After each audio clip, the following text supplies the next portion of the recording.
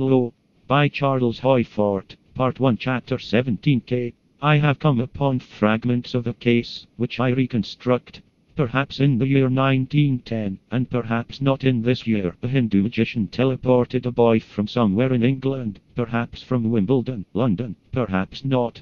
The effect of this treatment was of mental obliteration, of profound hypnosis, or amnesia. The boy could learn, as if starting life anew, but mostly his memory was a void.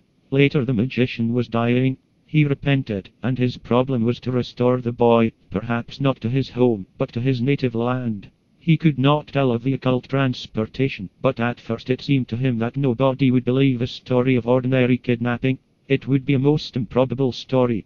That, in London, a Hindu had kidnapped a boy, and on the way to India had spent weeks aboard a vessel with this boy, without exciting inquiry, and with ability to keep the boy from appealing to other passengers. Still, a story of kidnapping is a story of commonplace terms. No story of ordinary kidnapping could account for the boy's lapsed memory, but at the most some persons would think that some of the circumstances were queer, and would then forget the matter. Fourth fragment of this story, see Lloyd's Sunday News, London, October 17, 1920. Sometime in the year 1917, the Society for the Propagation of the Gospel in Nepal, India, received a message from a native priest, who was dying, and wanted to tell something. With the priest was a well-grown boy.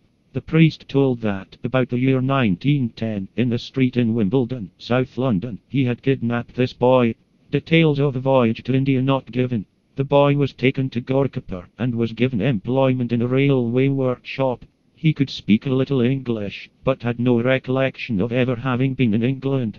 This is the account that the Society sent to its London representative, Mrs. Sanderson, Earl's Court, London. A confirmation of the story, by Judge Muir, or Gorakh, was sent. Mrs. Sanderson communicated with Scotland Yard. Lloyd's Sunday News, October 24th. Boy not yet identified by Scotland Yard. An even more extraordinary development of the story is that quite a number of boys disappeared in Wimbledon 10 years ago.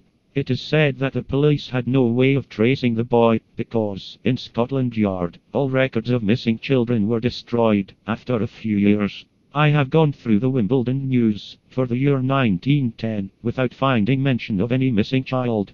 In Thomson's Weekly News, October 23, 1920, page 8, there are additional details. It is said that without doubt the boy was an English boy. As told by the priest, his Christian name was Albert.